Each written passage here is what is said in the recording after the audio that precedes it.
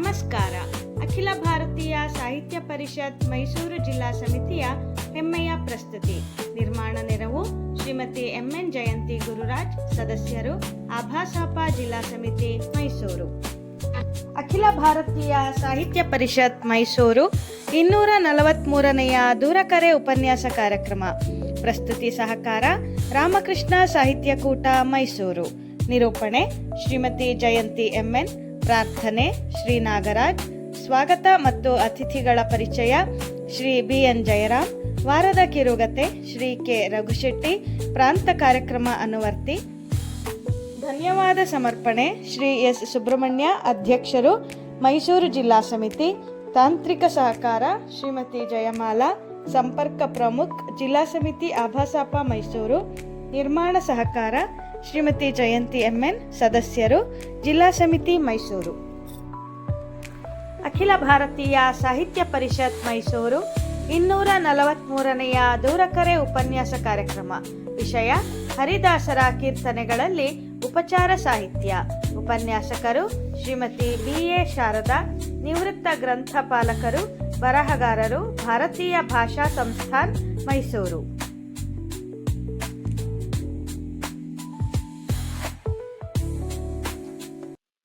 ಗ್ರಂಥ ಪರಾಮರ್ಶನೆಯಲ್ಲಿ ಅಡುಗೆಗೆ ಸಂಬಂಧಪಟ್ಟ ಕೀರ್ತನೆಗಳನ್ನು ಹುಡುಕುವ ಕಾರ್ಯದ ನಂತರದ ಪ್ರಕ್ರಿಯೆಯು 3 ಹಂತದಲ್ಲಿದೆ. 1, ಕೀರ್ತನೆಯಲ್ಲಡಗಿರುವ ಅಡುಗೆಯ ವಿಧಗಳು. 2, ಅಡುಗೆಯಲ್ಲಿ ಬಳಸುವ ಪದಾರ್ಥಗಳು. 3, ಅಡಿಗೆ ಮಾಡುವ ಕ್ರಿಯೆಯಲ್ಲಿರುವ ಭಕ್ತಿಯ ಅನುಭವ. ಕಾಲಾನುಕ್ರಮ ರೀತಿಯಲ್ಲಿ ದಾಸರ ಕೀರ್ತನೆಗಳನ್ನು ಚರ್ಚಿಸಲಾಗಿದೆ. ದಾಸರ ಬಗ್ಗೆ ಮುಖ್ಯವಾದ ಸಂಗತಿಗಳನ್ನು ಮತ್ತು ಅವರ ಅಂಕಿತವನ್ನು ಹೇಳಿ ನಂತರ ಅಡುಗೆಯ ಬಗೆಗೆ ಉಲ್ಲೇಖವಿರುವ ಕೀರ್ತನೆಯ ಶೀರ್ಷಿಕೆ, ಆವರಣದಲ್ಲಿ ಸಂಕ್ಷಿಪ್ತ ಪರಾಮರ್ಶನ ಗ್ರಂಥ, ಕೀರ್ತನೆ ಹಾಗೂ ಪುಟದ ಸಂಖ್ಯೆ, ರಾಗ ಮತ್ತು ತಾಳ ಲಭ್ಯವಿದ್ದಲ್ಲಿ ಅವುಗಳ ಹೆಸರು ಹಾಗೂ ಕೀರ್ತನೆಯ ಬಗ್ಗೆ ಕೆಲವು ಸಾಲುಗಳನ್ನು ಉಲ್ಲೇಖಿಸಿದೆ. ಎಲ್ಲ ಕೀರ್ತನೆಗಳು ಸಸ್ಯಾಹಾರದ ಬಗ್ಗೆ ಇವೆ. ಉಪವಾಸ ಮಾಡುವಾಗ ಸೇವಿಸುವ ಫಲಾಹಾರಗಳ ವಿವರಣೆಯನ್ನು ಕೆಲವರಲ್ಲಿ ಕಾಣಬಹುದು. ನಮ್ಮ ಹಿಂದಿನ ತಲೆಮಾರಿನ ಜನರು ಮಾಡುತ್ತಿದ್ದ ಎಷ್ಟೋ ಬಗೆಯ ಖಾದ್ಯಗಳನ್ನು ನಾವು ಮರೆತು ಬಿಟ್ಟಿದ್ದೇವೆ. ಈ ಅಧ್ಯಯನದಲ್ಲಿ ಸಾಂಪ್ರದಾಯಿಕ ಹಾಗೂ ಸಾಮಾನ್ಯ ಜನರಿಗೆ ಪರಿಚಯವಿಲ್ಲದ ಅನೇಕ ಖಾದ್ಯಗಳನ್ನು ಕಾಣಬಹುದು. ಊಟದ ಮಹತ್ವವನ್ನು ಹೇಳಿರುವ ಹರಿದಾಸರ ಕೀರ್ತನೆಗಳಲ್ಲಿ ಬರುವ ಖಾದ್ಯಗಳನ್ನು ಓದುಗರಿಗೆ ಸುಲಭವಾಗಿ ಎಲ್ಲ ಖಾದ್ಯಗಳ ಹೆಸರು ಒಂದೇ ಕಡೆ ದೊರೆಯುವಂತೆ ಪಟ್ಟಿ 1ರಲ್ಲಿ ನಮೂದಿಸಲಾಗಿದೆ. ಈ ಕೀರ್ತನ ಸಾಹಿತ್ಯಕ್ಕೆ 800 ವರ್ಷಗಳ ಸುದೀರ್ಘ ಇತಿಹಾಸವಿದೆ. ಪಟ್ಟಿ 1ದಲ್ಲಿ ವಿವಿಧ ಭಕ್ಷ್ಯಗಳನ್ನ ಹೆಸರಿಸಿದ್ದೀವಿ. 5 ಕಾಲಂ ಮಾಡಿದ್ದೀವಿ. ಫಸ್ಟ್ ಕಾಲಂ ಅಲ್ಲಿ ಸಿಹಿ ಭಕ್ಷ್ಯಗಳು, 2ನೇದ್ರಲ್ಲಿ ಖಾರದ ಭಕ್ಷ್ಯಗಳು, ಮೇಲೋಗರಗಳು, 3ನೇದ್ರಲ್ಲಿ ವಿವಿಧ ಅನ್ನದ ಬಗೆಗಳು, 4ನೇದ್ರಲ್ಲಿ ತಾಂಬೂಲ ಮತ್ತೆ ತರಕಾರಿ ಹಣ್ಣುಗಳು, 5ನೇದ್ರಲ್ಲಿ ಪದಾರ್ಥಗಳು ಮತ್ತು ಇತರೆ. ಎಲ್ಲ ಒಂದೊಂದು ಕಾಲಂ ಅಲ್ಲೂ ಆಲ್ಫಾಬೆಟಿಕಲ್ ಆಗಿ ಅರೇಂಜ್ ಮಾಡ್ತೀವಿ. ಪ್ರಸ್ತುತ ಕೃತಿಯಲ್ಲಿ ಅನುಬಂಧ 1ರಲ್ಲಿ ಹೇಳಿರುವಂತೆ ಶ್ರೀಪಾದರಾಜರ ಆದಿಯಾಗಿ ಅಂದರೆ 14ನೆಯ ಶತಮಾನದಿಂದ 20ನೆಯ ಶತಮಾನದವರೆಗಿನ 66 ಹರಿದಾಸರುಗಳು ರಚಿಸಿರುವ ಉಪಚಾರ ಸಾಹಿತ್ಯಕ್ಕೆ ಸಂಬಂಧಿಸಿದ ಕೀರ್ತನೆಗಳನ್ನು 5 ಆಯಾಮಗಳಲ್ಲಿ ಚರ್ಚಿಸಿದೆ. ಮೊದಲನೇದು ಉಪಚಾರ ಸಾಹಿತ್ಯದಲ್ಲಿ ವಿವಿಧ ಭಕ್ಷ್ಯಗಳು ಮತ್ತು ಮಹಿಳಾ ಹರಿದಾಸರ ಕೊಡುಗೆ. ಇದನ್ನು ಫಸ್ಟ್ ಅಧ್ಯಾಯ ಯಾಕೆ ಮಾಡಿದೀವಿ ಅಂದ್ರೆ ಟೇಬಲ್ಗೆ ನಿಯರ್ ಇರ್ಲಿ ಅಂತ ರೆಫರ್ ಮಾಡೋಕ್ಕೆ ಸುಲಭ ಆಗುತ್ತೆ. ಉಪಚಾರ ಸಾಹಿತ್ಯದಲ್ಲಿ ನೀರು, ಹಾಲು, ಮೊಸರು, ಬೆಣ್ಣೆ, ತುಪ್ಪ, ಸಕ್ಕರೆ ಮತ್ತು ಇತರ ಪೇಯಗಳು.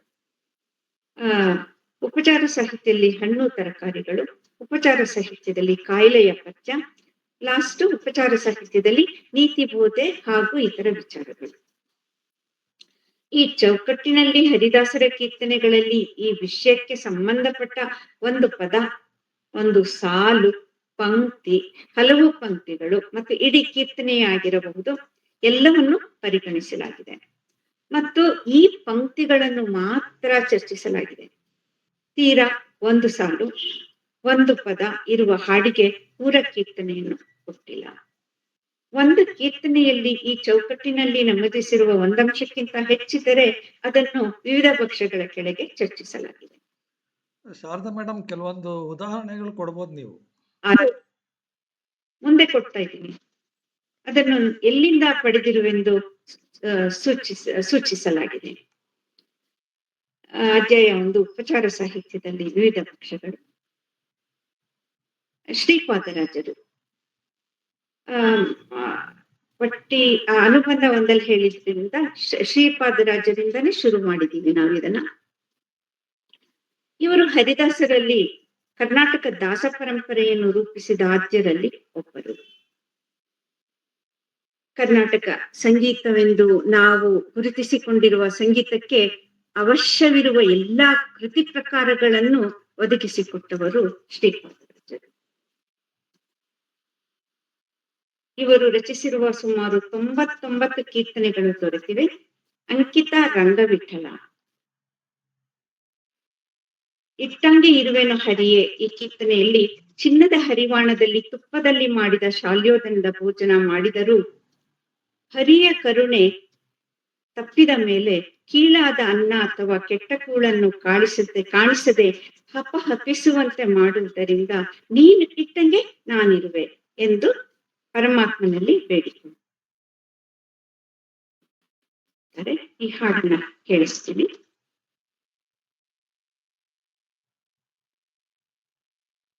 ಹಾಗೆರುವೆನು ಹರಿಯೇ ಎನ್ನ ದೊರೆಯೇ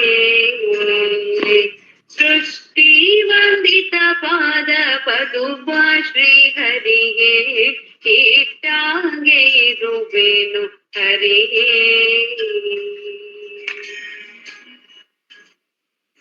ಸಂಡಾಶಾಲ್ಯೋ ತನ್ನ ಬೆಂಡೆ ಕಾಸಿದ ತುಪ್ಪ ಚಿನ್ನಾದ ಹರಿವರ್ಣದಲ್ಲಿ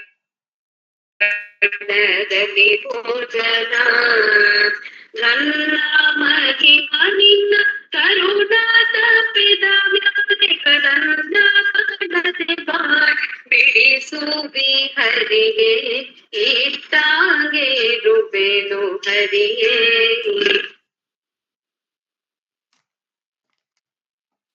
ಓಕೆ, ಇವರ ನಂತರ ಬಂದವರು ಶ್ರೀ ವ್ಯಾಸರಾಯರು. ಇವರು ಅನೇಕ ಕೀರ್ತನೆಗಳನ್ನು ರಚಿಸಿ ಶ್ರೀ ಕೃಷ್ಣದೇವರಾಯನ ಆಳ್ವಿಕೆಯ ಕಾಲದಲ್ಲಿ ಮಧ್ವ ತತ್ವ ಪ್ರಸಾರದ ಉದ್ದೇಶದಿಂದ ಹರಿದಾಸ ದೀಕ್ಷೆ ಪಡೆದು ದಾಸಕೂಟವನ್ನು ಕಟ್ಟಿದರು. ಇವರ ಶಿಷ್ಯರು ಶ್ರೀ ವಾದಿರಾಜರು. ಇವರು ಸಂಸ್ಕೃತ ಕನ್ನಡ ಎರಡರಲ್ಲೂ ಕಾವ್ಯ ರಚಿಸಿದ ಪ್ರತಿಭಾಶಾಲಿಗಳು. ಅವರ ಅಂಕಿತ ಹಯವದನ ಅವರ 17 ಕೃತಿಗಳನ್ನು ಇಲ್ಲಿ ಚರ್ಚಿಸಿದೆ. ತಮ್ಮ ಇಷ್ಟದೇವತೆಯಾದ ಹಯವದನನ್ನು ಕುರಿತು ಹೇಳುವ ಕುದುರೆಯೊಡನೆ ದಾಸರು ನಡೆಸುವ ಸಂಭಾಷಣೆಯನ್ನು ಕಾಣಬಹುದು. ಹಯವದನನ್ನು ಹೊಗಳಿ ಕೊಂಡಾಡಿ ಭಕ್ತಿಯೇ ಕಡಲೆ, ಜ್ಞಾನ ವೈರಾಗ್ಯಗಳೇ ಬೆಲ್ಲ, ಮುಕ್ತಿಯ ಆನಂದವೇ ಹಾಲು ಲಡ್ಡುಗೆಗಳು ಎಂದಿದ್ದಾರೆ. ಇವರ ಶಿಷ್ಯರು ಶ್ರೀ ಪುರಂದರದಾಸರು.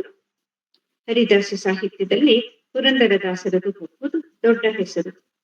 ಇವರು ಸಂಗೀತ ಶಾಸ್ತ್ರ ಸಂಪನ್ನರು. ವ್ಯಾಸರಾಯರು ಅವರಿಗೆ ಮಾರು ಹೋಗಿ ದಾಸರೆಂದರೆ ಪುರಂದರದಾಸರಯ್ಯ ಎಂದರು. ಪುರಂದರ ವಿಠಲ ಎಂಬ ಅಂಕಿತದಲ್ಲಿ ಕೀರ್ತನೆಗಳನ್ನು ರಚಿಸಿ ಸಂಗೀತಕ್ಕೆ ಒಂದು ಹೊಸ ಚೇತನವನ್ನು ಕೊಟ್ಟರು. ಇವುಗಳಲ್ಲಿ ಪ್ರಸ್ತುತ ವಿಷಯಕ್ಕೆ ಸಂಬಂಧಪಟ್ಟ 34 ಕೀರ್ತನೆಗಳನ್ನು ಜೊತೆಗೆ 5 ಉಗಾಭೋಗಗಳನ್ನು ಚರ್ಚಿಸಿದೆ. ಒಂದೆರಡು ಹಾಡು ಹೇಳ್ತೀನಿ ಅಷ್ಟೇ. ಅನುಭವ ಮಾಡಿ ಈ ಕೀರ್ತನೆಯಲ್ಲಿ ಒಬ್ಬ ಸಾಧಕನು ತನ್ನ ಹೃದಯ ಕಮಲದಲ್ಲಿ ಮಾಡುವ ಮಾನಸ ಪೂಜೆಯಿಂದಾದ ಅನುಭವವನ್ನು ಅಡುಗೆ ಎಂದು ಕರೆದಿದ್ದಾರೆ. ಅಡುಗೆಗೆ ಬಳಸುವ ಪಾತ್ರೆಯನ್ನು ದೇಹಕ್ಕೆ ಹೋಲಿಸಿ ಅಡಿಗೆ ಮುಗಿಯುವವರೆಗೆ ಎಲ್ಲ ಹಂತದಲ್ಲೂ ಅಧ್ಯಾತ್ಮವನ್ನು ಅಡಿಗೆಯಲ್ಲಿ ತುಂಬಿದ್ದಾರೆ. ಈ ಅನುಭವದ ಅಡಿಗೆಗೆ ಗುರು ಮತ್ತು ಭಕ್ತರಿಬ್ಬರು ಬಾಧ್ಯರು ಎಂಬ ಹೇಳಿಕೆ ಹೃದಯಂಗಮವಾಗಿದೆ. ದೇವರಲ್ಲಿ ಮೊರೆ ಹೋಗುವಂತಹ ಪದಾರ್ಥಗಳನ್ನು ಜೋಡಿಸಿಕೊಂಡು ಮೋಕ್ಷವೆಂಬ ಅಡುಗೆಯ ಮಾಡಿ ಭಕ್ತರೆಲ್ಲರೂ ರುಚಿಯಾಗಿದೆ ಎಂದು ವಿಠಲನನ್ನು ಬಿಡದೆ ಕೊಂಡಾಡಿದ್ದಾರೆ. ಸೊ ಈ ಅನುಭವದ ಅಡುಗೆಯನ್ನ ಬಹಳ ಅನುಭವಿಸಿಕೊಂಡು ಹಾಡಿದ್ದನ್ನ ನೀವು ಕೇಳಬಹುದು. ಅಡುಗೆಯ ಮಾಡಿ ಅನುಭವದಡುಗೆಯ ಮಾಡಿ ಅದಕ್ಕನುಭವಿಗಳು ಬಂದು ನೀರೆಲ್ಲ ಕೂಡಿ ಅನುಭವದಡುಗೆಯ ಮಾಡಿ ಅದಕ್ಕನುಭವಿಗಳು ಬಂದು ನೀರೆಲ್ಲ ಕೂಡಿ ಅನುಭವದಡುಗೆಯ ಮಾಡಿ.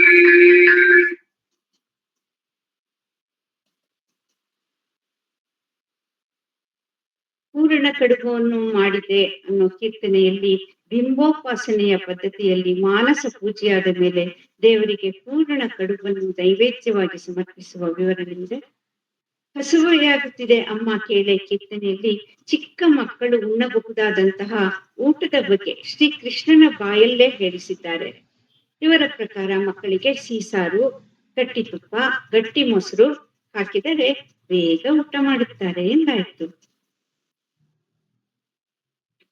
ವ್ಯಾಸರಾಯರ ಪರಮ ಶಿಷ್ಯರು ಮತ್ತು ಪುರಂದರದಾಸರ ಸಮಕಾಲೀನರು ಶ್ರೀ ಕನಕದಾಸರು. ಇವರ ಅಂಕಿತ ಕಾಗಿನೆಲೆ ಆದಿಕೇಶವ. ಅವರ ಕಾವ್ಯಗಳಲ್ಲಿ ಪ್ರಮುಖವಾದುದು ಮೋಹನ ತರಂಗಿಣಿ, ನಳಚರಿತ್ರೆ, ಹರಿಭಕ್ತಿಸಾರ, ರಾಮಧಾನ್ಯ ಚರಿತ್ರೆ ಇತ್ಯಾದಿ. ಇವರ 9 ಕೀರ್ತನೆಗಳಲ್ಲಿ ಪ್ರಸ್ತುತ ವಿಷಯವನ್ನು ವಿವರಿಸಿದೆ.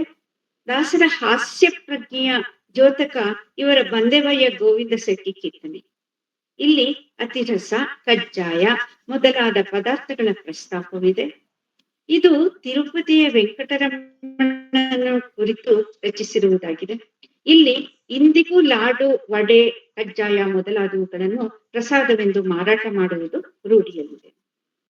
ಅಂದಿನ ಸಮಾಜದಲ್ಲಿದ್ದ ಅನ್ನದಾನದ ಮಾರಾಟವನ್ನು ಒಡಲು ತುಂಬಿ ಮಿಕ್ಕ ಅನ್ನವ ಮಾರಿಸಿ ಒಡವೆಯ ಗಳಿಸುವ ಕಡುಲೋಭಿಸೆಟ್ಟಿ ಎಂದು ಗೇಲಿ ಮಾಡಿದ್ದಾರೆ. ಪ್ರಸನ್ನ ವೆಂಕಟದಾಸರು ಎತ್ತೋದೆಯಮ್ಮ ನಂಗನ್ನೆತ್ತಿಕೋ ಅಮ್ಮ ಕೀರ್ತನೆಯಲ್ಲಿ ತಾವೇ ಮಕ್ಕಳಾಗಿ ಮಕ್ಕಳ ಶಬ್ದ ಭಂಡಾರಕ್ಕೆ ಸೇರಿದ ಪದಗಳನ್ನು ಬಳಸಿ ಬಾಲಭಾಷೆಯಲ್ಲಿಯೇ ಕೀರ್ತನೆಯನ್ನು ರಚಿಸಿರುವುದು ಅತಿಶಯವೇ. ಶ್ರೀ ತಿಮ್ಮಪ್ಪದಾಸರು ಒಬ್ಬಟ್ಟಿನ ಕೀರ್ತನೆಗಳು ಅನ್ನೋದನ್ನ ಬರ್ತಿದ್ದಾರೆ. ಹರಿದಾಸ ಸಾಹಿತ್ಯದಲ್ಲೇ ಹೊಸ ಬಗೆಯದೆನ್ನುವಂತೆ ರಚಿತವಾಗಿದೆ. ಈ ಕೀರ್ತನೆಯಲ್ಲಿ ಒಬ್ಬಟ್ಟಿನ ವಿಶೇಷವನ್ನು, ಅದರ ಮೂಲಕ ಕಾಣಬಹುದಾದ ತತ್ವವನ್ನು ಸಂಗ್ರಹಿಸಿ ಜಯಮಂಗಳಂ ಶುಭೋದಯ ಮಂಗಳಂ ಎಂಬ ಮಂಗಳದಿಂದ ಇಡೀ ಪ್ರಕರಣವನ್ನು ಸೊಗಸುಗೊಳಿಸುತ್ತಾರೆ. ಭೀಮರಾವ್ ರಾಘವೇಂದ್ರ ಕುಲಕರ್ಣಿ ಅವರ ವಿಶೇಷವೆಂಬ ಕೀರ್ತನೆಯಲ್ಲಿ ಧಾನ್ಯ ಹಾಗೂ ಭೋಜನ ಶಾಲೆಯ ನಿರ್ಮಿಸುವ ಬಗ್ಗೆ ಹೇಳಿದ್ದಾರೆ. ಈ 2 ಯೋಜನಾ ಎಂದರೆ 24 ಮೈಲಿ ಭೋಜನದ ಶಾಲೆಯ ರಚನೆಯಲ್ಲಿ ಇದಕ್ಕೆ ಸಂಬಂಧಪಟ್ಟ ಬಾಣಸಿ ಭವನ ಮುಂತಾದರ ಬಗೆಗೆ ಉಲ್ಲೇಖವಿದೆ. ಅದರ ಜೊತೆಗೆ ರಸಭರಿತ ಪಾಕಗಳ ಬಗ್ಗೆಯೂ ದೀರ್ಘವಾಗಿ ಹೇಳಿದ್ದಾರೆ. ಗುರುರಾಮ ವಿಠಲರು ಒಂದು ವಿಡಂಬನೆ ಕೀರ್ತನೆ ರಚಿಸಿದ್ದಾರೆ. ಇವರು ಬಹುಭಾಷಾ ಜ್ಞಾನವುಳ್ಳವರು. ದಾಸರು ಕುರುಡರಾಗಿದ್ದರಿಂದ ಬರವಣಿಗೆ ತಿಳಿದವರು ದೊರೆತಾಗ ತಮ್ಮ ಕೃತಿಗಳನ್ನು ಹೇಳಿ ಬರೆಸುತ್ತಿದ್ದರು. ಪ್ರಸ್ತುತ ಆಚಾರವು ಕೀರ್ತನೆಯು ಅಡುಗೆಯ ಬಗೆಗಿನ ಸ್ವಾರಸ್ಯವಾದ ವಿಡಂಬನೆ ತುಂಬಿದ ಕೃತಿ. 100 ಜನರನ್ನು ಬಾಳೆಲೆ ಹಾಕಿ ಊಟಕ್ಕೆ ಕೂರಿಸಿ, ಉಪ್ಪು ಮತ್ತು ಚಟ್ನಿಯನ್ನು ಹೆಚ್ಚಿಗೆ ಹಾಕಿ, ತುಪ್ಪದ ಸೌಟನ್ನು ಮಾತ್ರ ತೋರಿಸಿ, ಹಪ್ಪಳವನ್ನು ಮುರಿದು ಹಾಕಿಸಿ, ಸೀದನ್ನ, ಸಾರು, ಬೆಂದಿಲ್ಲದ ತರಕಾರಿಗಳು, ಹೀಗೆ 3 ಗಂಟೆ ಊಟವಾದರೂ ಎಲ್ಲವೂ ಮೂಢತನದ ಓಡಾಟ. ಇವರದೇ ಆದ ಏಕಾದಶಿ ಉಪವಾಸ ಕೀರ್ತನೆಯಲ್ಲಿ ಏಕಾದಶಿಯ ಉಪವಾಸದ ಮಹತ್ವವನ್ನು ಹೇಳುತ್ತಾರೆ. ವ್ರತದ ದಿನ ಯಾವ ಆಹಾರಗಳನ್ನು ಸೇವಿಸಬೇಕು ಮತ್ತು ಯಾವುದನ್ನು ಸೇವಿಸಬಾರದು ಎಂಬುದರ ಬಗ್ಗೆಯೂ ಪ್ರಸ್ತಾಪಿಸಿದ್ದಾರೆ. ಅಗ್ನಿಯನ್ನು ಬಳಸಿ ಮಾಡುವ ಪದಾರ್ಥಗಳು ವರ್ಜ್ಯ. ಅನಗ್ನಿಕವಾದ ಆಹಾರ ಎಂದರೆ ಹಲವು ಫಲಗಳನ್ನು ಸ್ವೀಕರಿಸಬಹುದು ಎನ್ನುತ್ತಾರೆ. 18ನೇ ಶತಮಾನದ ಕೊನೆಯಲ್ಲಿ ಮುಸಲ್ಮಾನರಾಗಿ ಜನಿಸಿದ ಶ್ರೀ ರಾಮದಾಸರು ಹಂಪೆಯ ರಾಮಾವಧೂತರ ಸಂಪರ್ಕದಿಂದ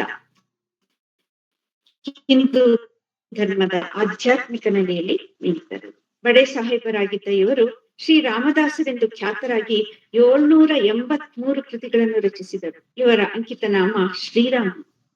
ನಮ್ಮವ್ವ ಈಕಿ ನಮ್ಮವ್ವ ಕೀರ್ತನೆಯಲ್ಲಿ ಸೀತಾದೇವಿಯ ಹೆಸರು ಹೇಳದೇನೆ ಆ ಕೀರ್ತನೆಯಲ್ಲಿ ಇರದಿದ್ರು ಅವಳು ಹೇಗೆ ಸಜ್ಜಿಗೆಯನ್ನು ಒಂದೇ ಕುಕ್ಕಿಗೆ ತಿಂದಳು, 6 ಮೊರ ರೊಟ್ಟಿಗಳನ್ನು ಸಾರಿನಲ್ಲಿ ಮುದ್ದೆ ಮಾಡಿ ನುಂಗಿದಳು, 8 ಬಾಂಡೆ ಅನ್ನವನ್ನು ಸೂರೆ ಮಾಡಿದಳು, 3 ತುಪ್ಪದ ಡಬ್ಬಿಗಳನ್ನು ಎತ್ತಿ ಕುಡಿದು ಸುತ್ತಿಕೊಂಡು ಮಲಗಿದಳು ಎಂದಿದ್ದಾರೆ.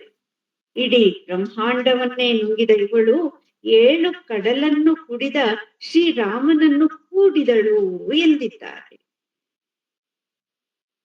ಸೊ ನೆಕ್ಸ್ಟ್ ಉಪಚಾರ ಸಾಹಿತ್ಯಕ್ಕೆ ಮಹಿಳಾ ಹರಿದಾಸರ ಕೊಡುಗೆ. ಹರಿದಾಸರದು ತಾತ್ವಿಕ ಮತ್ತು ಆಧ್ಯಾತ್ಮಿಕ ಅಡಿಗೆಯಾದರೆ ಮಹಿಳಾ ಹರಿದಾಸರಲ್ಲಿ ಅಡುಗೆ ಮಾಡುವುದರ ಅನುಷ್ಠಾನವನ್ನು ಕಾಣಬಹುದು.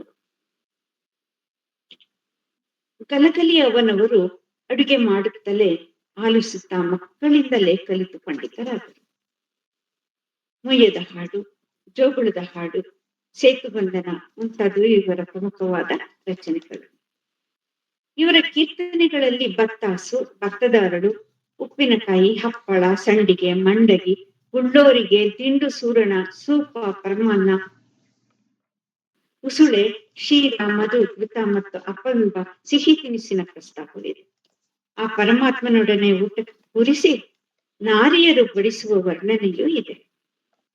ಹೆಳವನಕಟ್ಟೆ ಗಿರಿಯಮ್ಮ, ಹೆಳವನಕಟ್ಟೆ ರಂಗ ಎಂಬ ಅಂಕಿತದಲ್ಲಿ ದೊಡ್ಡ ಹಾಡುಗಳು, ಚಿಕ್ಕ ಹಾಡುಗಳು, ಅನೇಕ ಕಥಾ ಪ್ರಸಂಗಗಳು, ಉಗಾಭೋಗಗಳು ಮೊದಲಾದ ರಚನೆಗಳನ್ನ ರಚಿಸಿದ್ದಾರೆ. ಗಿರಿಯಮ್ಮ ರಾಗಿ ಅಂಬಲಿಯನ್ನು ತಮ್ಮ ಕೀರ್ತನೆಗಳಲ್ಲಿ ಪ್ರಸ್ತಾಪಿಸಿದ್ದಾರೆ. ಉದ್ದಾಳಿಕನ ಕಥೆಯಲ್ಲಿ ಬಸುರಿಯು ಬಯಸುವ ಅಡುಗೆಯ ಬಗ್ಗೆ ಹೇಳುತ್ತಾಳೆ. ಚಿತ್ರಾನ್ನ, ಭಕ್ಷಂಗಳ ಪಂಚ ಪರಮಾನ್ನ, ಮೃಷ್ಟಾನ್ನ, ಕಂಡ ಸಕ್ಕರೆ, ನೊರೆಹಾಲು, ಪರಮಾನ್ನವ ಕಂಡರೆ ಮುಖದಿರುಪುವಳು. ಎಳೆಹುಳಿ ಮಧುರವಾಗಿದ್ದ ಕಳಿತ ಖರ್ಜೂರ, ಕಿತ್ತಳೆ, ಜಂಬುನೇರಳೆ ಫಲಗಳ ಅಪೇಕ್ಷೆ ಮಾಡುವಳು. ತುರಿಗಾಯಿ, ಕಡುಬು, ಹಪ್ಪಳ, ಬೆಲ್ಲ, ಮಂಡಿಗೆ, ಎರೆಯಪ್ಪ, ಅತಿರಸಗಳನ್ನು ಹುರಿಗಡಲೆ ಸೂಸಲಾಡಿಸಿದ ಸಕ್ಕರೆ ಬುರುಡೆ ಫೇಣಿಗಳ ಬಯಸುವಳು. ಎಳ್ಳು ಮಂಡಿಗೆ, ಘೃತವಳ್ಳಿಯ ಬೆಣ್ಣೆ ಚಕ್ಕುಲಿಯು, ಸಣ್ಣ ಸಜ್ಜಿಗೆ, ಶೇವಿಗೆ, ಪರಮಾನ್ನವ ಉಣ್ಣಬೇಕೆಂದು ಬಯಸಿದಳು ಅಂತ ಹೇಳ್ತಾರೆ. ಹರಪನಹಳ್ಳಿ ಭೀಮವ್ವ. ಮಹಿಳಾ ಹರಿದಾಸರಲ್ಲಿ ಹರಪನಹಳ್ಳಿ ಭೀಮವ್ವನ ಕೊಡುಗೆ ಗಣನೀಯವಾಗಿದೆ. ಓದು ಬರಹ ತಿಳಿಯದ ಇವರು 134 ಹಾಡುಗಳು ಮತ್ತು 6 ಕಥನ ಕಾವ್ಯಗಳಂತಿರುವ ಸುದೀರ್ಘ ಹಾಡುಗಳನ್ನು ರಚಿಸಿದ್ದಾರೆ. ವಿವಿಧ ಪೂಜೆಯ ಹಾಡುಗಳು, ಸಂಪ್ರದಾಯ ಗೀತೆಗಳು, ದೇವರ ನಾಮ ಸಂಕೀರ್ತನೆ ಹಾಗೂ ಹೆಂಗಸರ ದಿನನಿತ್ಯ ಜೀವನದ ಬಗೆಗಿನ ಹಾಡುಗಳು, ದೇವರ ನೈವೇದ್ಯ, ಮದುವೆ, ಅತಿಥಿ ಸತ್ಕಾರ ಇವರ ಪ್ರಮುಖವಾದ ರಚನೆಗಳು. ಅವನವರು ಎಂದು ಪ್ರಸಿದ್ಧರಾಗಿರುವ ಇವರ ಎಲ್ಲ ಕೀರ್ತನೆಗಳು ಬಾಯಿಂದ ಬಾಯಿಗೆ ಬಂದು ಎಷ್ಟೋ ಮನೆಗಳಲ್ಲಿ ಇಂದಿಗೂ ಅವರ ಧಾಟಿಯಲ್ಲೇ ಹಾಡಿ ಪೂಜಿಸುವ ಸಂಪ್ರದಾಯ ಇಟ್ಟುಕೊಂಡಿದ್ದಾರೆ. ಇದನ್ನ ಒಂಚೂರು ಕೇಳಿಸ್ತೀನಿ.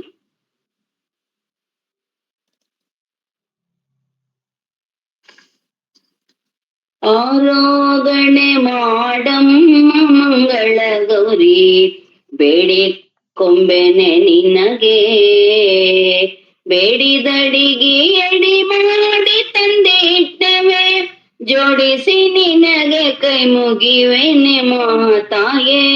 ಆರಾಧನೆ ಮಾಡಮ್ಮ ಮಂಗಳ ಗೌರಿ, ಬೇಡಿ ಕೊಂಬೆನೆ ನಿನಗೆ.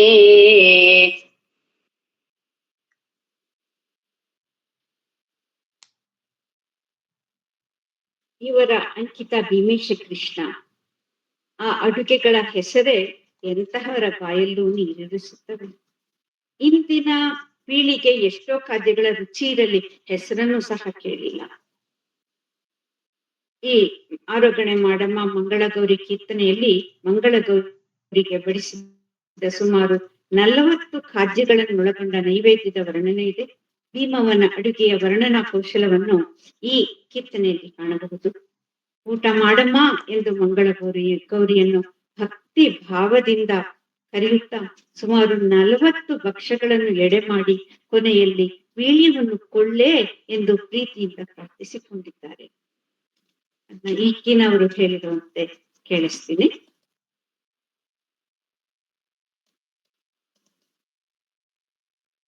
ಗಣೇ ಮಾಡಮ್ಮ ಮಂಗಳ ಗೌರಿ ಬೇಡಿ ಕೊಂಬೆನೆ ನಿನಗೆ ಆರೋಗಣೆ ಮಾಡಮ್ಮ ಮಂಗಳ ಗೌರಿ ಬೇಡಿ ಕೊಂಬೆನೆ ನಿನಗೆ ಬೇಡಿ ದಡಿಗೆ ಎಡೆ ಮಾಡಿ ತಂದೆ ಇಟ್ಟಿಹೆ ಬೇಡಿ ದಡಿಗೆ ಎಡೆ ಮಾಡಿ ತಂದೆ ಇಟ್ಟಿಹೆ ಜೋಡಿಸಿ ನಿನಗೆ ಕೈ ಮುಗಿವೇನೆ ಮಹಾತಾಯಿ ಜೋಡಿಸಿ ನಿನಗೆ ಕೈ ಮುಗಿವೇನೆ ಮಹಾತಾಯಿ ಯಾರೋ ಕ್ಷೀರದಡಿಯ ಬೆಣ್ಣೆ ಕೃತಸಿ ಕರ್ಣೆ ಕಾಯಾಲೋ ಹೊಯ್ ಕಡುವ ನೀತು ಸಾರು ಸಂಬಾರ ಚಟ್ಟಣಿ ಕೋಸಂಬರಿ ನೀರೇ ನಿನಗೆ ಪನ್ನೀರು ತಂದಿರಿಸುವೆ ದೇವಿ ನಿನ್ನ ಮನೋಭಾವ ತಿಳಿದು ಶ್ರೀವೇಶ ಕೃಷ್ಣಗೆ ವ್ಯಾಗ ಸಮರ್ಪಣ ಮಾಡಲು ಮಹಾದೇವ ಸ್ವಾದ ಸವಿತ ಸುಖದಿಂದುಂಡು ಬೆಳ್ಳವ ಕೊಳ್ಳೆ ಆರೋಗಣೆ ಮಾಡಮ್ಮ ಮಂಗಳ ಗೌರಿ ಬೇಡಿ ಕೊಂಬೆನೆ ನಿನಗೆ.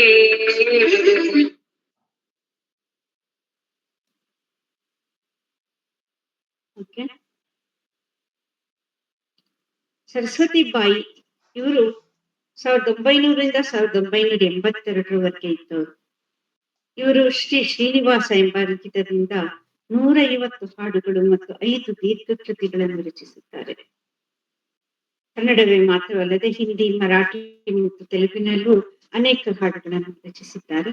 ಪೆಪ್ಪರ್ಮೆಂಟ್ ಪೆಪ್ಪರ್ಮೆಂಟ್ ಪೆಪ್ಪರ್ಮೆಂಟ್ ಮಕ್ಕಳನ್ನು ಆಕರ್ಷಿಸುವ ಈ ಕೀರ್ತನೆಯಲ್ಲಿ ಭಗವಂತನ ನಾಮವೆಂಬುದು ಒಂದು ಪೆಪ್ಪರ್ಮೆಂಟಿನಂತೆ ಎಂದಿದ್ದಾರೆ. ಅಂಬಾಬಾಯಿಯವರು 1902ರಿಂದ 1945ರವರೆಗೆ ಇದ್ದವರು. ಇವರು ಮಹಿಳಾ ದಾಸ ಸಾಹಿತ್ಯದ ಮತ್ತೊಂದು ಮೇರು ಪ್ರತಿಭೆ. ತಂದೆ ಮುದ್ದು ಮೋಹನದಾಸರಿಂದ ಗೋಪಾಲಕೃಷ್ಣ ವಿಠಲ ಎಂಬ ಅಂಕಿತವನ್ನು ಪಡೆದರು. ಹರಿದಾಸ ಕುಟುಂಬದಲ್ಲೇ ಬೆಳೆದ ಇವರಿಗೆ ಅಂಕಿತ ದೊರೆತ ಮೇಲೆ ಬಹಳ ಚಿಕ್ಕ ವಯಸ್ಸಿನಲ್ಲಿಯೇ ಗುರುಗಳ ಜ್ಞಾನ ಬೋಧೆಯನ್ನು ನಿರಂತರವಾಗಿ ಕೇಳುತ್ತಾ ತಾಳ ತಂಬೂರಿಗಳನ್ನು ಹಿಡಿದು ಜೋಳಿಗೆ ಹಾಕಿಕೊಂಡು ಕಾಲಿಗೆ ಗೆಜ್ಜೆ ಕಟ್ಟಿ ಹರಿದಾಸರ ವೃತ್ತಿಯನ್ನು ಪ್ರೀತಿಯಿಂದ ಸ್ವೀಕರಿಸಿದರು. ಸುಮಾರು 300 ಕೀರ್ತನೆಗಳನ್ನು ರಚಿಸಿದ್ದಾರೆ. ಸಾಕಷ್ಟು ಕೀರ್ತನೆಗಳಲ್ಲಿ ಅಡಿಗೆಯ ಬಗ್ಗೆ ಇದೆ. ಹುಗ್ಗಿ, ದೋಸೆ, ಪೊಂಗಲು, ಅಪ್ಪಾಲು, ಅರಳುಂಡೆ, ಚಕ್ಕುಲಿ, ಹೀಗೆ. ನೆಕ್ಸ್ಟ್ ಅಧ್ಯಾಯ 2. ಉಪಚಾರ ಸಾಹಿತ್ಯದಲ್ಲಿ ನೀರು, ಹಾಲು, ಮೊಸರು, ಬೆಣ್ಣೆ, ತುಪ್ಪ, ಸಕ್ಕರೆ ಮತ್ತು ಇತರ ಪೇಯಗಳು. ಅಡುಗೆ ಅಲ್ಲದೆ ನಮ್ಮ ದೈನಂದಿನ ಆಹಾರದಲ್ಲಿ ಹಾಗೂ ನೈವೇದ್ಯದಲ್ಲಿ ನೀರು, ಹಾಲು ಮತ್ತು ಅದರ ಉತ್ಪನ್ನಗಳು ಹಾಗೂ ಸಕ್ಕರೆ, ಬೆಲ್ಲ ಇವುಗಳು ಮುಖ್ಯ ಪಾತ್ರ ವಹಿಸುತ್ತವೆ. ಇದರ ಬಗ್ಗೆ ಹರಿದಾಸರ ಅನೇಕ ರಚನೆಗಳು ದೊರೆಯುತ್ತವೆ. ಇನ್ನು ಬಾಲಕೃಷ್ಣ ಲೀಲೆಗಳನ್ನು ವರ್ಣಿಸುತ್ತಾ ಎಲ್ಲ ದಾಸರು ಇವುಗಳ ಬಗ್ಗೆ ಯಥೇಚ್ಛವಾಗಿ ಕೀರ್ತನೆಗಳನ್ನು ರಚಿಸಿದ್ದಾರೆ. ನೀರು ಈ ಜಗತ್ತಿನ ಸಕಲ ಜೀವಿಗಳ ಜೀವನಾಧಾರವಾದ ನೀರಿನ ಮಹತ್ವವನ್ನು ದಾಸರು ತಮ್ಮ ಕೆಲವು ಕೀರ್ತನೆಗಳಲ್ಲಿ ಪ್ರಸ್ತಾಪಿಸಿದ್ದಾರೆ. ಅಲ್ಲಡಿಗೆಗೂ ನೀರು ಮೂಲಾಂಶ. ಇಂತಹ ನೀರಿನ ಬಗ್ಗೆ ಕೆಲವು ಕೀರ್ತನೆಗಳು ಬರುತ್ತಿವೆ. ಪುರಂದರದಾಸರ ಚಿರಪಟ್ಟ ಹಾಡು ತಾರಕ ಬಿಂದಿಗೆ. ಕನಕದಾಸರ ಕುಲವೆಂದು ಹೊಡೆದಾಡದಿರಿ ಎಂಬ ಜನಪ್ರಿಯವಾದ ಕೀರ್ತನೆಯಲ್ಲಿ ಜಾತಿಯ ಹೆಸರನ್ನು ಹೇಳಿಕೊಂಡು ಕಚ್ಚಾಡುವ ಜನರಿಗೆ ಅತ್ಯಂತ ಪರಿಚಿತವಾದ ಉದಾಹರಣೆಯನ್ನು ಕೊಡುವುದರ ಮೂಲಕ ಜನರ ಕಣ್ಣು ತೆರೆಸಿದ್ದಾರೆ. ಈ ಮಾನವ ದೇಹವನ್ನು ನೀರಿನ ಗುಳ್ಳೆಗೆ ಹೋಲಿಸಿ ಅದು ಸ್ಥಿರವಲ್ಲ ಎನ್ನುತ್ತಾರೆ. ಆ ಸಾಲನ್ನ ಕೇಳೋಣ. ಸತ್ಯದ ಎಲ್ಲವೇ ಜಲದ ಕುಲವನ್ನೇನಾದರೂ ಬಲ್ಲಿರ ಜಲದ ಬೊಬ್ಬುಳಿಯಂತೆ ಸ್ಥಿರವಲ್ಲವೀ ದೇಹ ಜಲದ ಬೊಬ್ಬುಳಿಯಂತೆ ಸ್ಥಿರವಲ್ಲವೀ ದೇಹ ನೆಲೆಯ ಅರಿತು ನೀ ನೆಲೆ ಕಂಡ್ಯ ಬರೋಜ ಕುಲ ಕುಲ ಕುಲವೆಂದು ಹೊಡೆದಾಡದಿರಿ.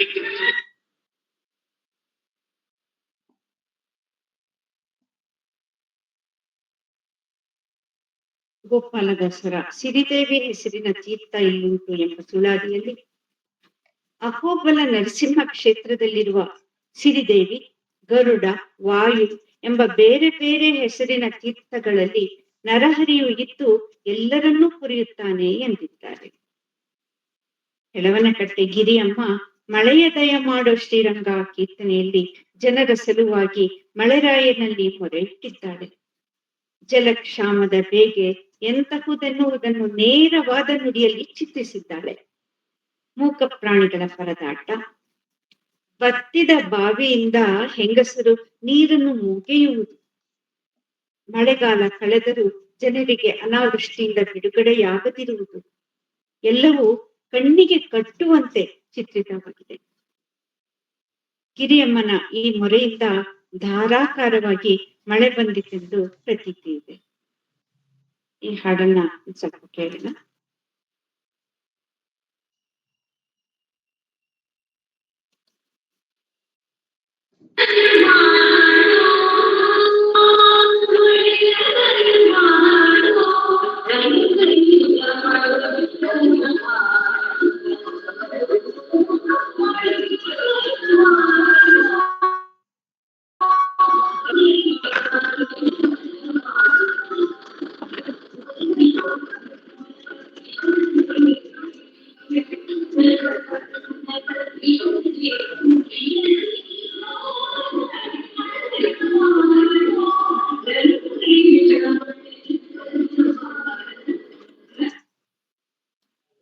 ಓಕೆ, ಹಾಲು ಮೊಸರು ಮತ್ತು ಬೆಣ್ಣೆ ಬಗ್ಗೆ ಬೇಕಷ್ಟು ಬರೀತಾರೆ, ಎಲ್ಲರೂ ಬರ್ತಿದ್ದಾರೆ, ಅದರಿಂದ ನಾನು ಎಕ್ಸಾಂಪಲ್ ಕೊಡಲ್ಲ ಈಗ. ಸಕ್ಕರೆ ಮತ್ತು ಇತರ ಪೇಯಗಳು. ಶ್ರೀ ವಾದಿರಾಜರ ಪಾನವ ಮಾಡುವೆನು ನಾ ಕೀರ್ತನೆಯಲ್ಲಿ ಗಳ ಬಗ್ಗೆ ಪ್ರಸ್ತಾಪಿಸಿ ಅವನು ದೇವರ ನಾಮಸ್ಮರಣೆಯೊಂದಿಗೆ ಹೋಲಿಸಿದ್ದಾರೆ. ವಿವಿಧ ರಸಗಳ ಬಗ್ಗೆ ಹೇಳಿ ಪರಮಾತ್ಮನ ನಾಮ ಸುಧಾರಸ ಜೇನು ತುಪ್ಪದಂತೆ ರುಚಿ ಎಂದು ಹಿಕ್ಕಿದ್ದಾರೆ. ದೇವರ ಧ್ಯಾನವು ಋತುವನ್ನು ಅತಿಕ್ರಮಿಸುತ್ತಿದೆ ಅಂತ ಹೇಳ್ತಾರೆ. ಪುರಂದರದಾಸರು ಕಲ್ಲು ಸಕ್ಕರೆ ಕೊಳ್ಳಿರೋ ನೀವೆಲ್ಲರೂ ಕೀರ್ತನೆಯಲ್ಲಿ ಕಲ್ಲು ಸಕ್ಕರೆಯನ್ನು ಒಂದು ವ್ಯಾಪಾರದ ಪದಾರ್ಥ ಎಂಬಂತೆ ಕಲ್ಪಿಸಿ ಅದರ ಗುಣಗಾನ ಮಾಡುವರು. ಈ ಕಲ್ಲು ಸಕ್ಕರೆ ಶ್ರೀಹರಿಯ ದಿವ್ಯನಾಮ. ಕನಕದಾಸರ ನೀ ಮಾಯೆಯೊಳಗೋ ನಿನ್ನೊಳು ಮಾಯೆಯೋ ಕೀರ್ತನೆಯಲ್ಲಿ ದೈವದ ಸರ್ವವ್ಯಾಪಿತ್ವ ಶಕ್ತಿಯ ಬಗ್ಗೆ ಹೇಳುತ್ತಾ ಸಕ್ಕರೆಯ ಉದಾಹರಣೆಯನ್ನು ಹೀಗೆ ಬಳಸಿದ್ದಾರೆ. ಸವಿಯು ಸಕ್ಕರೆಯೊಳಗೋ, ಸಕ್ಕರೆಯು ಸವಿಯೊಳಗೋ, ಸವಿಯು ಸಕ್ಕರೆ ಎರಡು ಜಿಹ್ವೆಯೊಳಗೋ. ಜಿಹ್ವೆ ಅಂದ್ರೆ ನಾಲ್ಗೆ. ಸೊ ಅಧ್ಯಾಯ 3 ಉಪಚಾರ ಸಾಹಿತ್ಯದಲ್ಲಿ ಹಣ್ಣು ತರಕಾರಿಗಳು. ಹರಿದಾಸರು ತಮ್ಮ ಕೀರ್ತನೆಗಳಲ್ಲಿ ವಿವಿಧ ಹಣ್ಣು ಮತ್ತು ತರಕಾರಿಗಳ ಪ್ರಸ್ತಾಪ ಮಾಡಿದ್ದಾರೆ. ಅದು ಹರಿಯ ನಾಮಾಮೃತ, ಅವನಿಗಿಟ್ಟ ನೈವೇದ್ಯ, ಅವನ ನಾಮದೊಂದಿಗಿನ ಹೋಲಿಕೆ, ಹೀಗೆ ಹಲವು ಬಗೆಯಾಗಿದೆ. ಮಹಿಳಾ ಹರಿದಾಸರು ಉಡಿ ತುಂಬುವ ಶಾಸ್ತ್ರಕ್ಕೆ ಬಗೆ ಬಗೆಯ ಹಣ್ಣು ತರಕಾರಿಗಳನ್ನು ಉಲ್ಲೇಖಿಸಿದ್ದಾರೆ. ಪುರಂದರದಾಸರದ್ದು ಒಂದು ಕೀರ್ತನೆ ಇದೆ, ಅದರಲ್ಲಿ ಕನಕದಾಸನ ಮೇಲೆ ದಯ ಮಾಡಲು ಅನ್ನೋ ಕೀರ್ತನೆಯಲ್ಲಿ ಕನಕದಾಸರನ್ನು ಪರೀಕ್ಷಿಸಬೇಕೆಂದು ವ್ಯಾಸರು ತಮ್ಮ ಶಿಷ್ಯರೆಲ್ಲರಿಗೂ ಒಂದೊಂದು ಬಾಳೆಹಣ್ಣನ್ನು ಕೊಟ್ಟು ಯಾರು ಇಲ್ಲದ ಸ್ಥಳದಲ್ಲಿ ತಿನ್ನಬೇಕೆಂದಾಗ ಕನಕನನ್ನು ಬಿಟ್ಟು ಎಲ್ಲರೂ ತಿಂದು ಬಂದರು. ಕನಕ ದೇವರಿಲ್ಲದ ಸ್ಥಳ ಎಲ್ಲೂ ಇಲ್ಲವೆಂದು ತಿನ್ನದೆ ಹಾಗೇ ತಂದು ತನ್ನ ದೈವ ಭಕ್ತಿಯ ಹಿರಿಮೆಯನ್ನು ಜಗಕ್ಕೆ ತೋರಿಸಿದರು.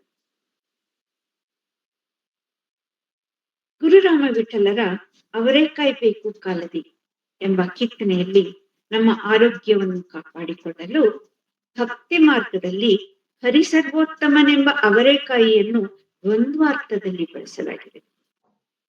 ಈ ಪದಗುಚ್ಛದಲ್ಲಿ 2 ಪದಗಳಿವೆ. ಅವರೆ ಮತ್ತು ಕಾಯಿ. ಅವರೆ ಪದದ ಒಂದು ಅರ್ಥ ದ್ವಿದಳ ಧಾನ್ಯವಾದರೆ ಮತ್ತೊಂದು ಸರ್ವನಾಮ. ಎರಡೂ ಪದಗಳನ್ನು ಒಟ್ಟಿಗೆ ಒಂದು ಪದವಾಗಿ ಬಳಸಿದಾಗ ಮಾತ್ರ ನಾವು ಬಳಸುವ ಅವರೆಕಾಯಿಯಾಗುತ್ತದೆ. ಸರ್ವನಾಮದೊಂದಿಗಿನ ಕಾಯಿ ಎಂಬುದು ಕ್ರಿಯಾಪದವಾಗುತ್ತದೆ. ಅವರೇ ಕಾಯಬೇಕು ಎಂದರೆ ಜಗದ್ ರಕ್ಷಕರಾದ ಶ್ರೀ ಲಕ್ಷ್ಮೀನಾರಾಯಣರೇ ಕಾಪಾಡಬೇಕು ಎಂದರ್ಥ. ನಮ್ಮ ಮೋಕ್ಷಕ್ಕೆ ಕಾರಣರಾದವರು ಅವರೇ ಎನ್ನುತ್ತಾರೆ ದಾಸರು. ವಿಶೇಷ ಎಂಬುವ ಶೀರ್ಷಿಕೆಯಡಿಯಲ್ಲಿ ರಚಿತವಾಗಿರುವ ಆ ಹಣ್ಣು ಈ ಹಣ್ಣು ನೆನೆಸಿ ಫಲವೇನೆ ಎಂಬ ಹಾಡಿನಲ್ಲಿ ಸಾಮಾನ್ಯವಾಗಿ ಯಾವ ಹರಿದಾಸರು ಉಲ್ಲೇಖಿಸಿದಿರುವ ಹುಣಿಸೆ ಹಣ್ಣಿನ ಬಗ್ಗೆ ಜೀವುಬಾಯಿಯವರು ಬರೆದಿದ್ದಾರೆ. ಉತ್ತತ್ತಿ ಬಾಳೆಹಣ್ಣಿನಿಂದ ಹಿಡಿದು ಎಲ್ಲ ಹಣ್ಣುಗಳ ಬಗ್ಗೆಯೂ ಇದರಲ್ಲಿ ಉಲ್ಲೇಖವಿದ್ದು, ಯಾವ ಹಣ್ಣನ್ನು ಯಾರು ತಿನ್ನುತ್ತಾರೆ ಮತ್ತು ಅವುಗಳ ರುಚಿ ಹೇಗಿರುತ್ತದೆ ಎಂಬುದನ್ನು ಬರೆದಿದ್ದಾರೆ. ಹುಣಸೆ ಹಣ್ಣಿಗೆ ಸಮಾನವಾದ ಹಣ್ಣು ಬೇರಿಲ್ಲ ಮತ್ತು ಅದು ಎಲ್ಲರಿಗೂ ಬೇಕಾಗಿರುವ ಹಣ್ಣು ಎಂದು ಎಲ್ಲ ಪದ್ಯದ ಕೊನೆ ಸಾಲಿನಲ್ಲಿ ಎಲ್ಲರಿಗೂ ಬೇಕಾದ ಈ ಹುಣಸೆ ಹಣ್ಣು ಎಂದಿದ್ದಾರೆ. ಪರೋಪಕಾರಿಯಾದ ಹುಣಸೆ ಮರ ಹರಿಯ ಆಜ್ಞೆಯಿಂದಲೇ ಹುಟ್ಟಿದೆಯಂತೆ. ಅಧ್ಯಾಯ 4 ಉಪಚಾರ ಸಾಹಿತ್ಯದಲ್ಲಿ ಕಾಯಿಲೆ ಪಥ್ಯ. ಹರಿದಾಸರು ರೋಗವನ್ನು ಗುಣಪಡಿಸಬಲ್ಲ ಹಲವು ಅಡಿಗೆ ಮತ್ತು ಅಡಿಗೆಗೆ ಬಳಸುವ ಕೆಲವು ಪದಾರ್ಥಗಳನ್ನು ಅಧ್ಯಾತ್ಮದೊಡನೆ ಬೆರೆಸಿ ರೋಗವನ್ನು ಗುಣಪಡಿಸಿಕೊಳ್ಳುವ ಸುಲಭೋಪಾಯವನ್ನ ಸೂಚಿಸಿದ್ದಾರೆ. ಪುರಂದರದಾಸರು ಗುಣವಾಯಿತೆನ್ನ ಭವರೋಗ ಎಂಬ ಕೀರ್ತನೆಯಲ್ಲಿ ಆರೋಗ್ಯಕ್ಕೆ ಒತ್ತು ಕೊಟ್ಟು ಅಡುಗೆ ಮನುಷ್ಯ ಆರೋಗ್ಯ ಕಾಪಾಡುವುದಕ್ಕೂ ಬಹಳ ಉಪಕಾರಿ ಎಂದು ಹಾಡಿದ್ದಾರೆ. ಇವರ ಪ್ರಕಾರ ಸಂಸಾರ ಎಂಬುದೇ ಒಂದು ರೋಗ. ಇದನ್ನು ಪರಿಹರಿಸಿಕೊಳ್ಳಲು ಪರಮಾತ್ಮನನ್ನೇ ಮೊರೆ ಹೋಗಬೇಕು. ಅದಕ್ಕೆ ಉಪಾಯ ಭಕ್ತಿಯೊಂದೇ.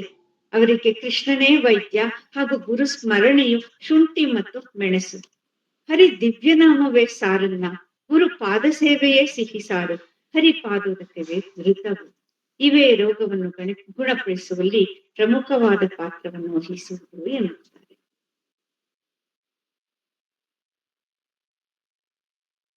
ಹಾಕಂಡಿಕೆ ಶ್ರೀ ಮಹಿಪತಿ ರಾಯರು ನಿಜ ಬೋಧವೆಂಬ ಚೂರ್ಣ ಎಂಬ ಕೀರ್ತನೆಯಲ್ಲಿ ದೇವರನ್ನೇ ಭವರೋಗ ವೈದ್ಯನೆಂದು ಹೇಳುತ್ತಾ, ನಿಜ ಬೋಧವೆಂಬ ಚೂರ್ಣದಿಂದ ಭವಬೀಜವೆಂಬ ವ್ಯಾಧಿಯನ್ನು ಸುಡು ಎಂದು ಜ್ಞಾನಾಮೃತವೆಂಬ ಕಷಾಯದಿಂದ ಸೃಷ್ಟಿ ಸ್ಥಿತಿ ಮತ್ತು ಲಯವೆಂಬ ತ್ರಿದೋಷಗಳನ್ನು ಪರಿಹರಿಸುವ ಗುರುವೇ ಭವರೋಗ ವೈದ್ಯ ಎಂದಿದ್ದಾರೆ.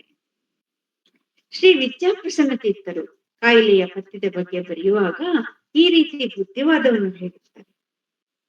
ಪ್ರಕೃತಿಯಲ್ಲಿ ನಿರಾಯಾಸವಾಗಿ ದೊರಕುವ ಶುದ್ಧವಾದ ಬಿಸಿಲು, ಗಾಳಿ, ಮಳೆಗಳಿಗೆ ನಮ್ಮನ್ನು ಒಡ್ಡಿಕೊಂಡಾಗ ನಮ್ಗೆ ಯಾವ ಔಷಧೋಪಚಾರದ ಅಗತ್ಯವಿರುವುದಿಲ್ಲ. ತಾಜಾ ತಿನಿಸುಗಳು ಹಾಗೂ ಹಸನ್ಮುಖವೇ ಸಿದ್ಧೌಷಧಾಯ. ಅಧ್ಯಾಯ 5 ಉಪಚಾರ ಸಾಹಿತ್ಯದಲ್ಲಿ ನೀತಿ ಬೋಧೆ ಹಾಗೂ ಇತರ ವಿಚಾರಗಳು. ಹರಿದಾಸರಲ್ಲಿ ಕೆಲವರು ತಮ್ಮ ಕೀರ್ತನೆಗಳಲ್ಲಿ ಸಮಸ್ತ ಜನ ಸಮುದಾಯವನ್ನು ದೃಷ್ಟಿಯಲ್ಲಿಟ್ಟುಕೊಂಡು ಲೋಕನೀತಿಯನ್ನು ನಿರೂಪಿಸಿದ್ದಾರೆ. ಶ್ರೀಪಾದರಾಜರ ಬಂದಸಾಸಿರ ಜಗ್ಗಗಳುಳ್ಳ ಶೇಷನೆ ಕೊಂಡಾಡಬೇಕು ಕೀರ್ತನೆಯಲ್ಲಿ ಸನ್ಯಾಸಿಗಳಾಗಿದ್ದು ಸನ್ಯಾಸವನ್ನು ನೇಮದಿಂದ ಪಾಲಿಸದವರ ಬಗ್ಗೆ ಈ ಕೀರ್ತನೆ ಬರೆದಂತಿದೆ. ಊಟ ಅಥವಾ ಉದರ ಪೋಷಣೆಗಾಗಿ ಅನೇಕ ದೇಶ ಸಂಚಾರ ಮಾಡುವ ಸನ್ಯಾಸಿಗಳು ದಿನದ ಅನ್ನಕ್ಕಾಗಿ ಅಥವಾ ಕೂಳಿಗಾಗಿ ಅವರಿಗಾಗಿಯೇ ಮೀಸಲಾದ ಶುದ್ಧ ಬಟ್ಟೆಯನ್ನು ಮುಚ್ಚಿಟ್ಟು ಮೋಸ ಮಾಡುವುದು ಸರಿಯೇ ಎಂದು ಪ್ರಶ್ನಿಸುತ್ತಾರೆ.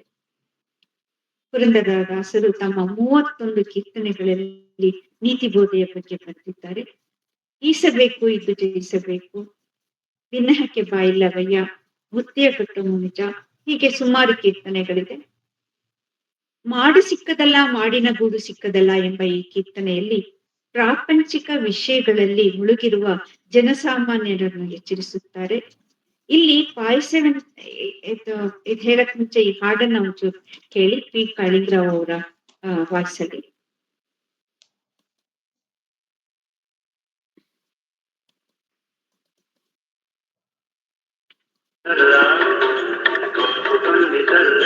ಬಾಯಿ ಬಾಯಕ ತಪ್ಪದೆ ಗುಣಲಿಲ್ಲ ಉಪ್ಪು ಬಂದಿತಲ್ಲ ಬಾಯಕ ತಪ್ಪದೆ ಗುಣಲಿಲ್ಲ ತುಪ್ಪದ ತಿಪ್ಪದ ತಿಪ್ಪೆ ಮೇಲೆ ಮನಸ್ಸಿದ್ದಲ್ಲ ಮಾಡುತ್ತಿದ್ದಲ್ಲ ಮಾಲಿಕ ಕೂಡುತ್ತಿದ್ದಲ್ಲ.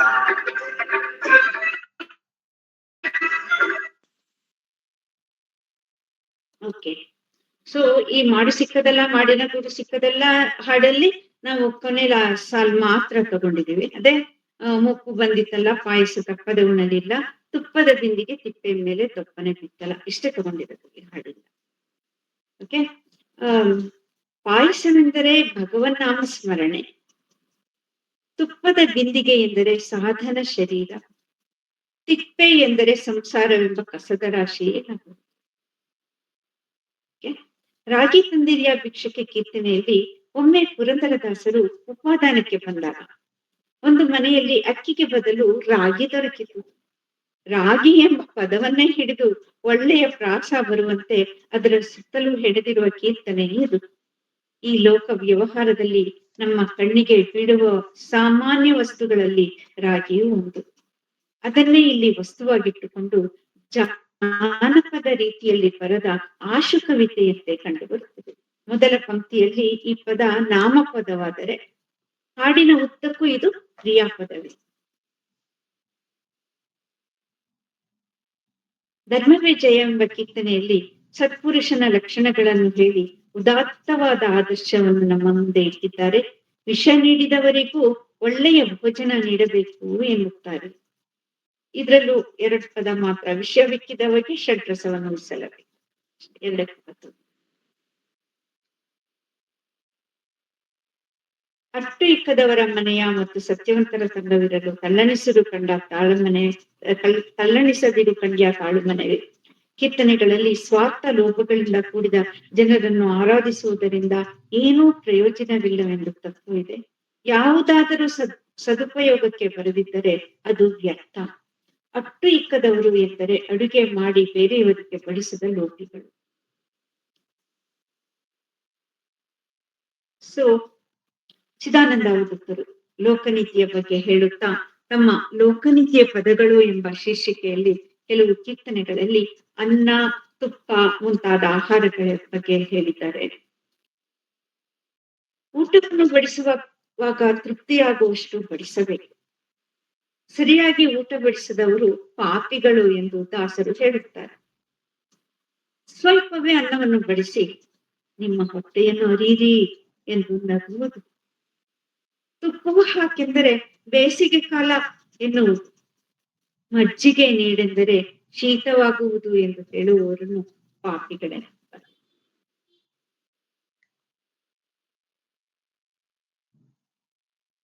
ಗೋಪಾಲದಾಸರು ತಮ್ಮ ಹಲವು ಕೀರ್ತನೆಗಳಲ್ಲಿ ನೀತಿಯ ಬಗ್ಗೆ ಬರೆಯುತ್ತಾ ಊಟದ ಬಗ್ಗೆ ಹೇಳಿದ್ದಾರೆ. ಊರ ಔತಣ ಹೇಳಿ ಸಾರಿ ಡಂಗುರ ವಹಿಸಿ. ಸುಳಾದಿಯು ಒಂದು ನಿಂದಾಸ್ತುತಿ. ಡಂಗುರ ಸಾರಿ ಊರವರಿಗೆಲ್ಲ ಔತಣಕ್ಕೆ ಹೇಳಿದವನು ಔತಣ ಕೂಟ ನಡೆಯುತ್ತಿದ್ದಾಗ ಬಾಗಿಲಲ್ಲಿ ಭಿಕ್ಷುಕನೊಬ್ಬ ಬಂದು ಬೇಡಿದರೆ ಅವನನ್ನು ಆಚೆ ಹಚ್ಚುತ್ತಾನೆ. ಹಾಗೆಯೇ ಎಲ್ಲರನ್ನು ಸಾಕುವ ದೊರೆ ನೀನು ನನ್ನನ್ನು ಉಪೇಕ್ಷಿಸುವುದು ತರವಲ್ಲ ಎಂದು ಈ ಸುಳಾದಿಯಲ್ಲಿ ಹೇಳಿದ್ದಾರೆ. ಗುರುರಾಮ ವಿಠಲರು ತಮ್ಮ ಬ್ರಾಹ್ಮಣ ನುಣಲಿಕೆಗೆ ರಾಗಿ ಹಿಟ್ಟು, ಬ್ರಾಹ್ಮಣ ನುಣಲಿಕ್ಕೆ ರಾಗಿ ಹಿಟ್ಟು ಎಂಬ ಕೀರ್ತನೆಯಲ್ಲಿ ಸಮಸ್ತ ಜನ ಸಮುದಾಯವನ್ನು ದೃಷ್ಟಿಯಲ್ಲಿಟ್ಟುಕೊಂಡು ಲೋಕನೀತಿಯನ್ನು ನಿರೂಪಿಸಿದ್ದಾರೆ.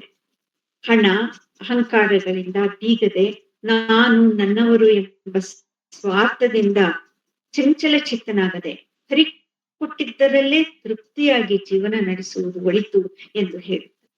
ಬ್ರಾಹ್ಮಣರಿಗೆ ರಾಗಿ ಹಿಟ್ಟಿನ ಭೋಜನವಿಟ್ಟು, ಅತಿಥಿಗಳಿಗೆ ನೀರು ಮಜ್ಜಿಗೆ ಕೊಟ್ಟು, ಊಟಕ್ಕೆ ಬಂದ ಇತರರಿಗೆ ಎಣ್ಣೆಯಲ್ಲಿ ಮಾಡಿದ ಭಕ್ಷ್ಯಗಳನ್ನು ನೀಡಿ, ತನಗೆ ತನ್ನ ಮನೆಯವರಿಗೆ ತನ್ನ ಬಂಧು ಬಾಂಧವರಿಗೆ ಒಬ್ಬಟ್ಟು ಮೊಸರು ತುಪ್ಪದಲ್ಲಿ ಮಾಡಿದ ಭಕ್ಷ್ಯವನ್ನು ನೀಡುವುದು ತರವಲ್ಲ ಎಂದು ಹೇಳುತ್ತಾರೆ.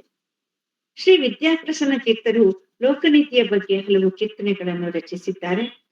ಅನ್ನ ಮತ್ತು ಕಾಫಿಯ ಬಗ್ಗೆಯೂ ಹೇಳಿದ್ದಾರೆ. ನೀತಿ ಬೋಧೆಯಂತೂ ಅದ್ಭುತವಾಗಿ ನೋಡುತ್ತಿದೆ. ಸೊ ಇಲ್ಲಿಗೆ 5 ಅಧ್ಯಾಯಗಳು ಮುಗಿಯಿತು. ಅಧ್ಯಾಯ 6 ಉಪಸಂಹಾರ. ಸೊ ಈ ಅಧ್ಯಯನ ಏನಕ್ಕೆ ಉಪಯೋಗ ಆಗುತ್ತೆ ಅನ್ನೋದನ್ನ ಹೇಳ್ತೀನಿ. ಈ ಅಧ್ಯಯನವು ಕೆಳಕಂಡ ವಿಚಾರಗಳನ್ನು ವಿವೇಚಿಸಲು ದಾರಿ ಮಾಡಿಕೊಡುತ್ತದೆ. ಮನೆ ಕೆಲಸ ಹಾಗೂ ಅಡುಗೆ ಕೆಲಸವನ್ನು ತಾತ್ಸಾರದಿಂದ ನೋಡುವವರಿಗೆ ದಾಸ ಸಾಹಿತ್ಯ ಅದ್ಭುತವಾದ ಕೊಡುಗೆಯನ್ನು ಕೊಟ್ಟಿದೆ. ಈ ಎಲ್ಲ ಕೆಲಸಗಳನ್ನು ಹೇಗೆ ನಾವು ಈ ಪರಮಾತ್ಮನಿಗೆ ಹತ್ತಿರವಾಗಬಹುದು ಎಂಬುದನ್ನು ಸುಲಭವಾದ ರೀತಿಯಲ್ಲಿ ತೋರಿಸಿಕೊಟ್ಟಿದ್ದಾರೆ. ಎಷ್ಟೋ ಸಾಂಪ್ರದಾಯಿಕ ಖಾದ್ಯಗಳ ಪರಿಚಯವಾಗುತ್ತದೆ ಹಾಗೂ ಕೆಲವು ರಚನೆಗಳಲ್ಲಿ ಆ ಖಾದ್ಯಕ್ಕೆ ಬಳಸುವ ಪದಾರ್ಥಗಳ ಪರಿಚಯದೊಂದಿಗೆ ಮಾಡುವ ಕ್ರಮವನ್ನು ತಿಳಿಯಬಹುದು. ನೀರಿನ ಮಹತ್ವ, ಹಾಲು ಹಾಗೂ ಅದರ ಉತ್ಪನ್ನಗಳು ಮತ್ತು ಹಣ್ಣುಗಳ ಪರಿಚಯವು ಆಗುತ್ತದೆ. ಅಡುಗೆ ಮನೆ, ಅಡುಗೆಯನ್ನು ತಯಾರಿಸುವುದು, ಅದನ್ನು ನೈವೇದ್ಯ ಮಾಡುವುದು, ತಾಂಬೂಲದ ಉಪಚಾರ, ಹೀಗೆ ಇದಕ್ಕೆ ಸಂಬಂಧಪಟ್ಟ ಎಲ್ಲ ಪ್ರಕ್ರಿಯೆಗಳಲ್ಲೂ ಭಕ್ತಿ ಮತ್ತು ಆಧ್ಯಾತ್ಮ ಭಾವವನ್ನು ಪಡೆಯಬಹುದು. ಇದರೊಡನೆ ನೈವೇದ್ಯದ ಮಹತ್ವವನ್ನು ಅರಿಯಬಹುದು. ಉಪವಾಸ ಮತ್ತು ಜಾಗರಣೆಯ ದಿನಗಳ ಆಹಾರದ ಬಗ್ಗೆಯೂ ತಿಳಿಯಬಹುದು. ಕೆಲವು ಹರಿದಾಸರು ಆರೋಗ್ಯಕ್ಕೆ ಒತ್ತು ಕೊಟ್ಟು ಹಲವು ಅಡಿಗೆ ಮತ್ತು ಅಡಿಗೆಗೆ ಬಳಸುವ ಕೆಲವು ಪದಾರ್ಥಗಳನ್ನು ಸೂಚಿಸಿದ್ದಾರೆ. ಇದರಿಂದ ರೋಗವನ್ನು ಗುಣಪಡಿಸಿಕೊಳ್ಳುವ ಸುಲಭೋಪಾಯವನ್ನು ಅರಿಯಬಹುದು.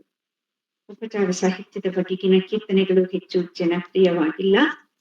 ದಾಸ ಸಾಹಿತ್ಯವನ್ನು ಓದಿ ಮನನ ಮಾಡಿಕೊಳ್ಳುವುದಕ್ಕಿಂತ ಶ್ರೇಷ್ಠವಾದದ್ದು ಅವುಗಳನ್ನು ಹಾಡಿ ಜನಸಾಮಾನ್ಯರನ್ನ ತಲುಪುವುದು ಮುಖ್ಯ.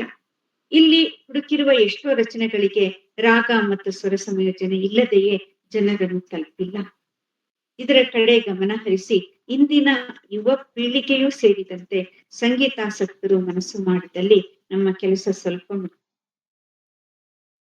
ಸುಖವಾಗುತ್ತದೆ. ಉಪೋದ್ಘಾತದಲ್ಲಿ ಶ್ರೀ ನಂದಕುಮಾರ್ ಅವರು ಹೇಳಿರುವಂತೆ ಇಲ್ಲಿ ಉದಾಹರಿಸಿರುವ ಅನೇಕ ಅಮೂಲ್ಯ ಪ್ರಕಾರಗಳನ್ನು ಬೋಧನೆಗೂ ಸಂಗೀತ ಕಚೇರಿಗಾಗಿಯೂ ಸಂಗೀತ ವಿದ್ವಾಂಸರು ಬಳಸಿಕೊಳ್ಳಬಹುದು. ಸಂಗೀತ, ನಾಟ್ಯ, ನಾಟಕ ಅಧ್ಯಯನ ಮಾಡುವ ವಿದ್ಯಾರ್ಥಿಗಳು ಇಂತಹ ಪುಸ್ತಕಗಳನ್ನು ವಿಶೇಷವಾಗಿ ಗಮನಿಸಬೇಕು. ಇದರಿಂದ ಅವರ ಸಂಶೋಧನಾ ಸಾಮರ್ಥ್ಯ ಚೆನ್ನಾಗಿ ಬೆಳೆದು ವಿಸ್ತಾರವಾದ ಚಿಂತನೆಯ ಯೋಗ್ಯತೆಯು ಮೂಡುತ್ತದೆ. ಇಲ್ಲಿರುವ ಕೆಲವು ಸಾಹಿತ್ಯ ಕೃತಿಗಳನ್ನು ಬಳಸಿ ಮಕ್ಕಳಲ್ಲಿ, ಯುವಕ ಯುವತಿಯರಿಗೆ ಸಂಗೀತದ ಸರಳ ಹಾಡುಗಳಾಗಿ ಹೇಳಿಕೊಟ್ಟರೆ ಆಗ ಅವರಲ್ಲಿ ಸುಸಂಸ್ಕೃತಿ ಹೆಚ್ಚಾಗುತ್ತದೆ ಮತ್ತು ನಮ್ಮ ಕುಟುಂಬದ ಮೌಲ್ಯಗಳ ಪರಿಚಯ ಅವರಿಗಾಗುತ್ತದೆ ಎಂದಿದ್ದಾರೆ. ಸೊ ಇಷ್ಟು ನನ್ನ ಪುಸ್ತಕದ ಬಗ್ಗೆ. ಇದಕ್ಕೆ ಅನುವು ಮಾಡಿಕೊಟ್ಟಂತಹ ಸುಬ್ರಹ್ಮಣ್ಯ ಅವರಿಗೆ ನನ್ನ ವಂದನೆಗಳು. Thank you.